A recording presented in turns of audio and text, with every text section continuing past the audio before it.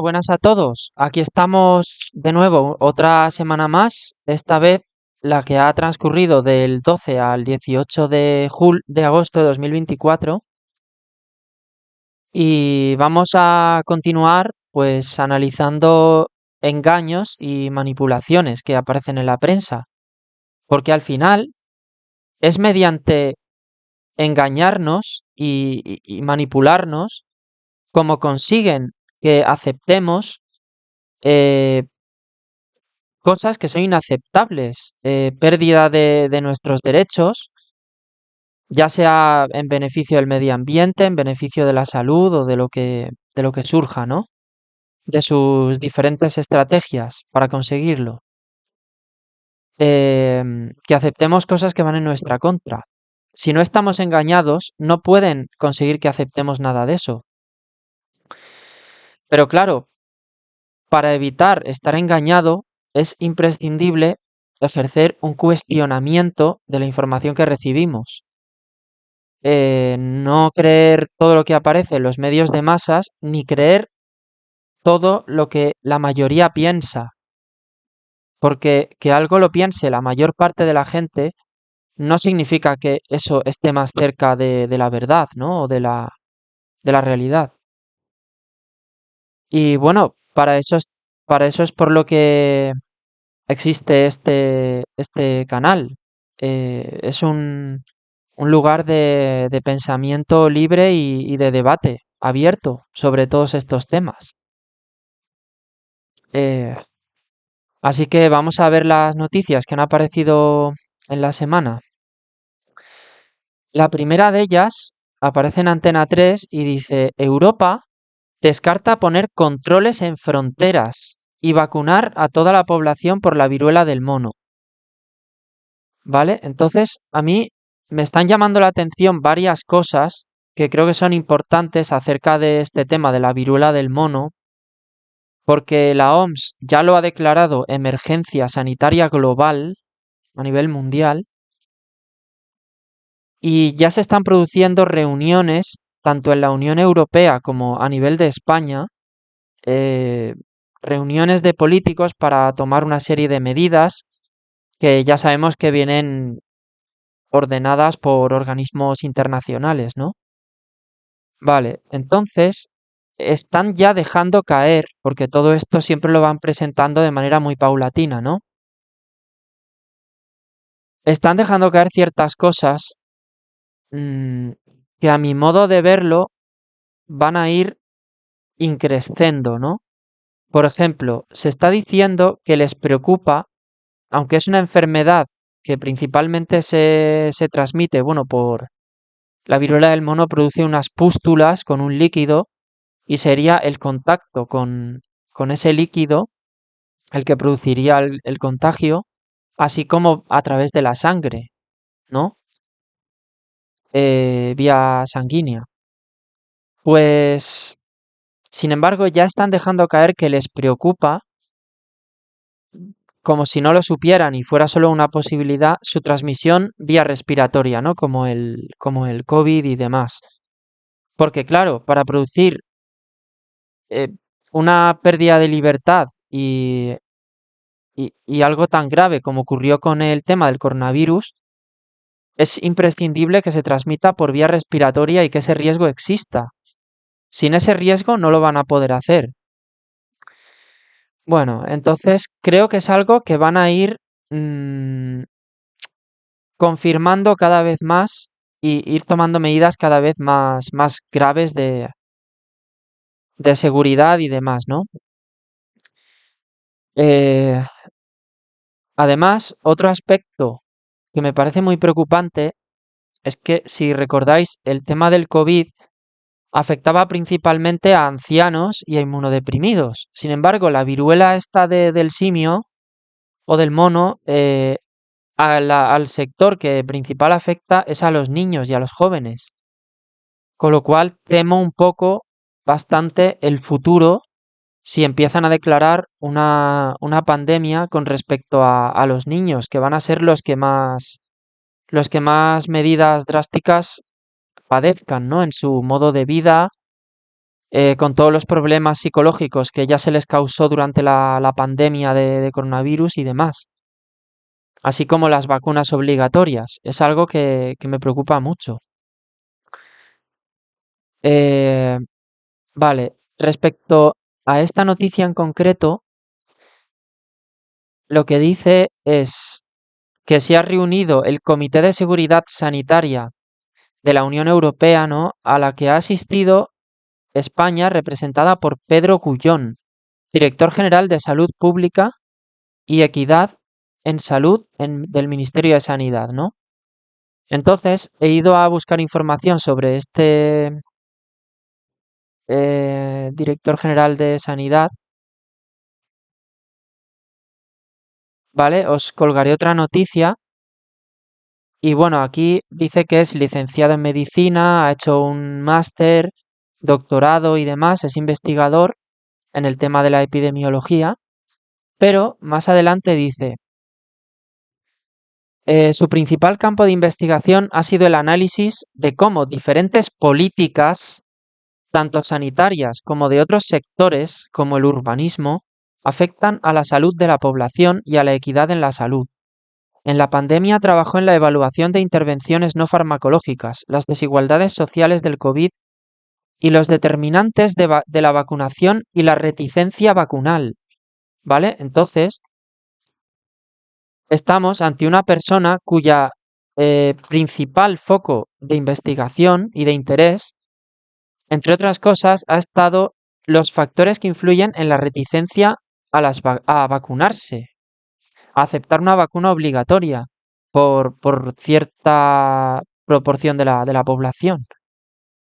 Y claro, aquí ya nos estamos metiendo en política, como la propia noticia dice, porque siendo es decir, está analizando los factores psicológicos que hacen que la gente no se vacune contra, por ejemplo, el asunto del COVID, cuando eso es, em, era algo que cada persona tenía la opción de hacer o no hacer, ¿vale? Al fin y al cabo un, era una campaña política el forzar tanto la vacunación.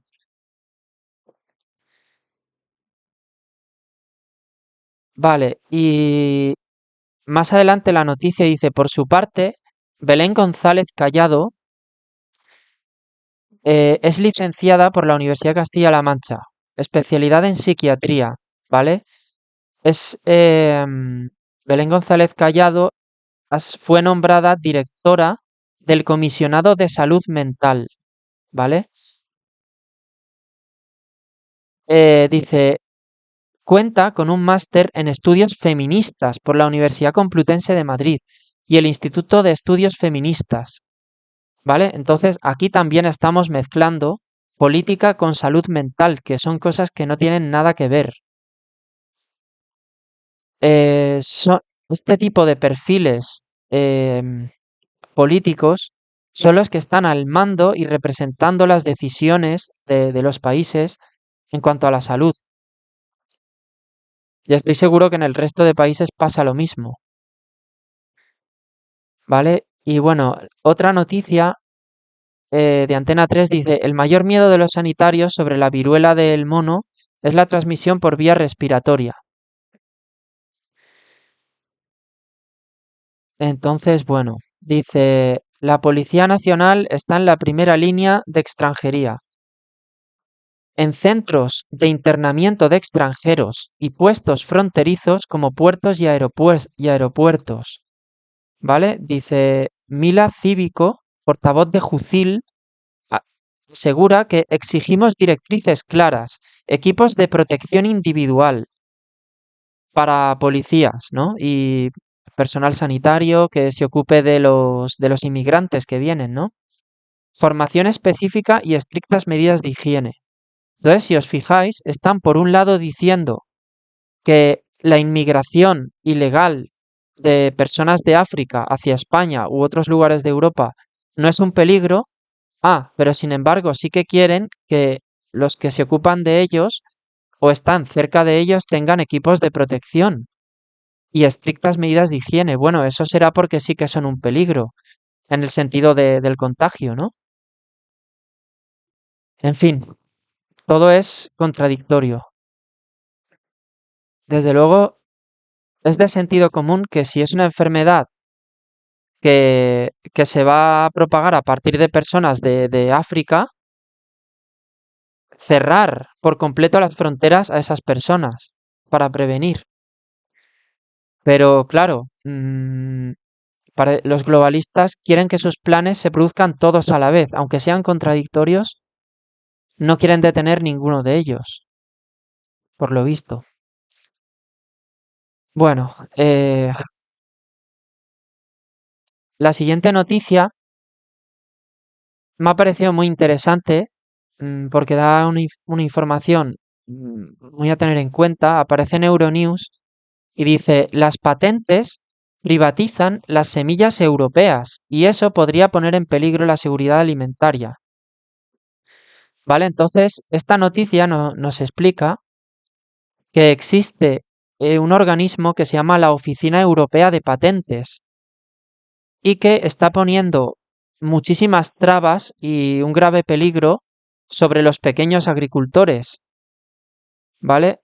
Entonces, de manera tradicional, bueno, a lo largo de toda la historia, los agricultores han ido creando sus propias variedades locales de cultivos, del cultivo que queráis, de patatas, de zanahorias, de tomates, melones, sandías. Sin embargo, eh, a partir de la Revolución Verde, esta de los años 60, se seleccionaron un número limitado de variedades. Si bien había miles de variedades locales, pues se seleccionaron unas cuantas decenas de cada cultivo y estas variedades se expandieron brutalmente en detrimento de todas las otras. Por eso hoy en día en el mercado vemos tan pocas variedades, ¿no? Vale, entonces, claro, lo que llaman la segunda revolución verde, que son los transgénicos, que son variedades de plantas en las que han sido inoculadas con genes de otras especies. Estos organismos genéticamente modificados tienen patentes, ¿no? Y hay otras técnicas genéticas nuevas que permiten no inocular genes ajenos, sino modificar los propios genes de las plantas, ¿no? De las semillas. Vale, entonces, ¿qué sucede? Eh, Sucede que los agricultores exigieron, en su época, exigieron que las empresas biotecnológicas que fabriquen nuevas variedades de plantas mediante tecnología genética asegurasen que esas nuevas variedades no existían previamente, no estaban previamente creadas por los agricultores de manera tradicional o más natural, ¿no? Pero claro, mm, las empresas biotecnológicas han respondido a cambio que también entonces cada agricultor que genere una nueva variedad al modo tradicional tiene que demostrar y asegurar que esa variedad nueva no existe en el registro de las patentes. Y claro, eso requiere mucho gasto de dinero en abogados eh, y vamos, una recopilación de documentos inmensa, ¿no? Entonces están poniendo muchísimas trabas porque también lo que hacen las empresas biotecnológicas o agroquímicas es imitar con las tecnologías genéticas em, a- aquellos aspectos que han sido creados de manera tradicional, los imitan y luego los patentan. Y como los cultivos tradicionales no están patentados, eh, de repente se apropian de las semillas, se apropian de unos determinados genes concretos, por así decirlo. Y en fin, estas empresas y la Oficina Europea de Patentes, que es muy proclive a favorecerlas, a conceder estas patentes, ¿no? Em, Están poniendo muchísimas dificultades a la agricultura tradicional y a los pequeños agricultores. Es algo parecido a lo que vimos con el tema del maíz transgénico, que México se había planteado parar parcialmente las importaciones desde Estados Unidos para proteger a las pequeñas familias, ¿no? Pues al final es lo que sucede. Se va a perder la agricultura de subsistencia y los pequeños agricultores se van a ver con cada vez más trabas burocráticas, ya sea por problemas con las patentes o por problemas con requisitos medioambientales. Y al final, esto lo que va a hacer es una transferencia de terrenos desde los pequeños agricultores hacia las grandes empresas, que al final se van a quedar con todo. Eh, Me gustaría leeros otra noticia que tiene que ver con esto, y es que dice, detectan rastros de un pesticida ilegal en la orina del 60% de los niños españoles, ¿vale? Entonces dice, fue prohibido, se refiere a un insecticida que se llama tiacinón, que es un organofosforado, ¿no? Entonces dice, estos organofosforados fueron prohibidos por su elevada toxicidad y efectos cancerígenos. Eh, vale, pues claro, aunque en Europa ese pesticida tan peligroso no se utilice, en los otros países de donde no paramos de importar verduras, de África, de Asia, de América, ¿no? Ahí sí se utiliza a placer, ¿vale? Entonces, además dice, bueno, se ha hecho un estudio, analizó muestras de 606 niñas y 933 niños de distintas regiones, urbanas o rurales. Más de la mitad contenían restos de diacinón, ¿vale? Eh, Además, otra cosa muy interesante es que dice, numerosos estudios insisten en que lo preocupante no es la ingesta de un compuesto químico concreto, sino el cóctel de varias sustancias de este tipo que ingerimos, ¿vale? Que esto es una manipulación que ejercen los que hablan de la salud y que todo está controlado en la industria, ¿no? En la industria alimentaria y demás, y la defienden. Claro, dicen, está está regulada la dosis de los distintos aditivos alimentarios o de las distintas trazas de pesticidas. Claro, pero lo que no está controlado es la dosis de las combinaciones de pesticidas que nos comemos. Eso no puede estar controlado, es muy difícil. Vale, dice, mira, veis, dice, pesticidas que contienen compuestos neurotóxicos, cancerígenos y disruptores endocrinos. Que en este canal hemos hablado mucho sobre los disruptores, os recomiendo otros vídeos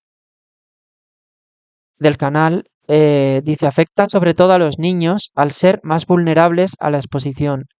El adelanto prematuro de la pubertad es uno de los efectos del consumo de pesticidas. Se está viendo que a las niñas se les anticipa cada vez más la regla y que los pediatras observan cada vez más casos de enfermedades por pesticidas. ¿Vale? Bien, hasta aquí la noticia está muy bien y nos alerta de una realidad. Y ahora viene la manipulación. Dice, la exposición a pesticidas aumenta con el consumo de frutas y verduras frescas.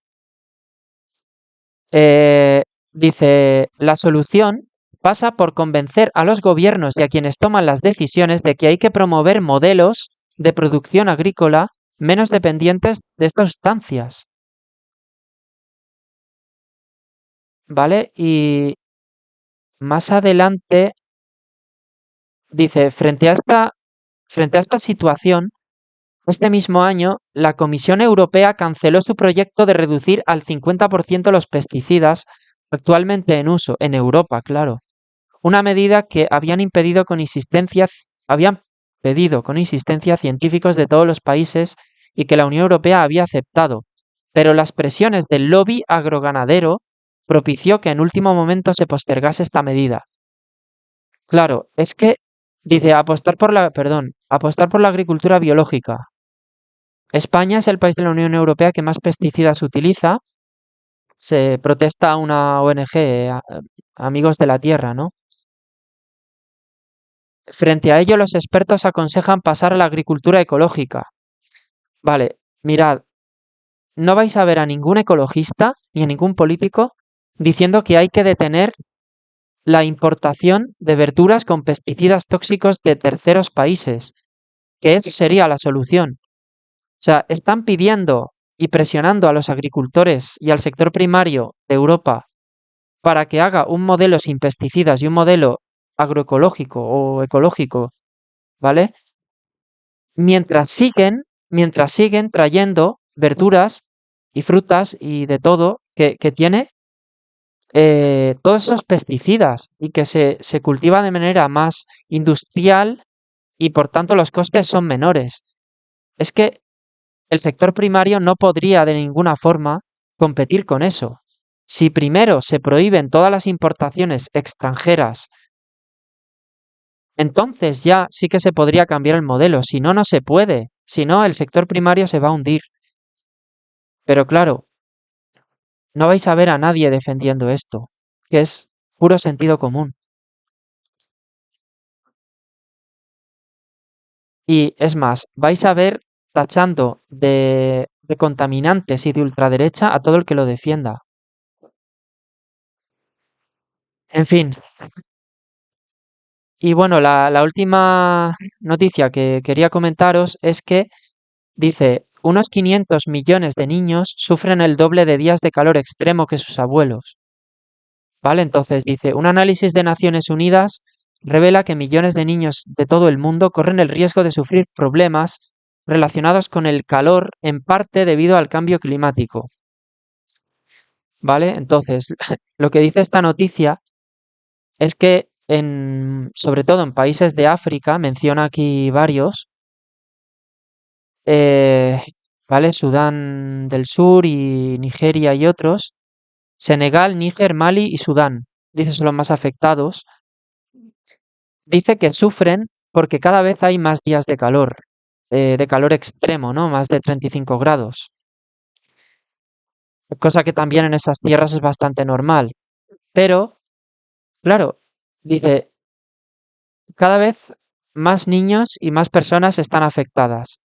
Pero, ¿es que acaso eh, es el calor la causa de las enfermedades, del hambre, de la pobreza extrema? No, no es el calor la causa.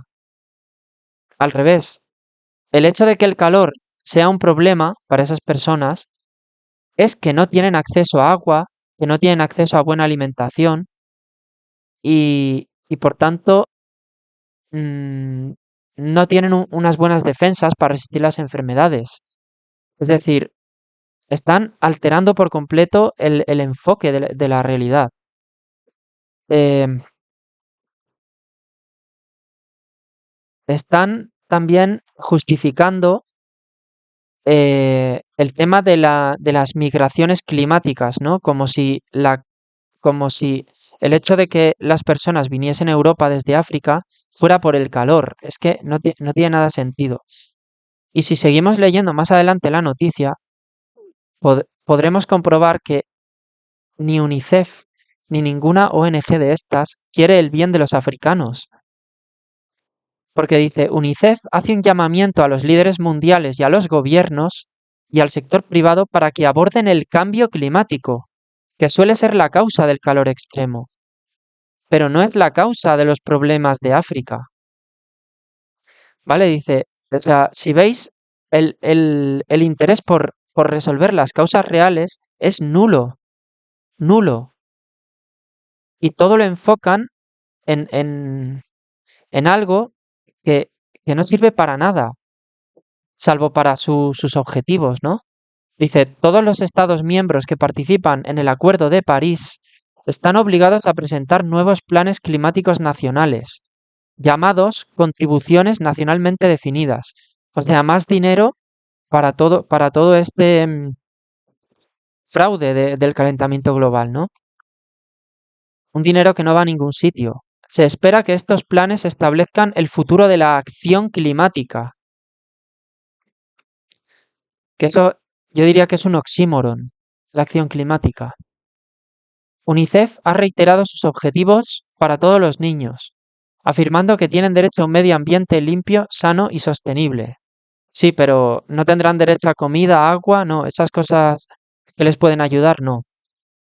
La organización ha expuesto sus planes para alcanzar estos objetivos, empezando por la necesidad urgente de reducir las emisiones y cumplir los objetivos internacionales de sostenibilidad y cambio climático para estabilizar el aumento de las temperaturas. En esto es en lo que se centra UNICEF, ¿no? Vale, dice, UNICEF también tratará de educar a los niños desde que son pequeños, para que se conviertan en defensores del medio ambiente, ¿vale? Es decir, mm, yo creo que esto no es la prioridad. Si realmente lo están pasando tan mal, como dicen, su prioridad no va a ser el clima y el medio ambiente, va a ser mm, todos esos aspectos de bienestar básico en los que ninguna organización internacional va a hacer nada, porque al final mm, es bueno querer el bien de todos los pueblos, pero el bien de los africanos no es venir a Europa, el bien es estar bien en su propia tierra. Y esto es algo que todas estas organizaciones no van a potenciar ni a defender nunca. Ni el nuestro, ni el de ellos, ni el de nadie, porque van a por otro tipo de intereses. Bueno, pues esto es lo que he encontrado interesante esta semana. Espero que os parezcan temas curiosos para debatir y que os animéis a dar vuestra opinión. Y nada, pues saludos.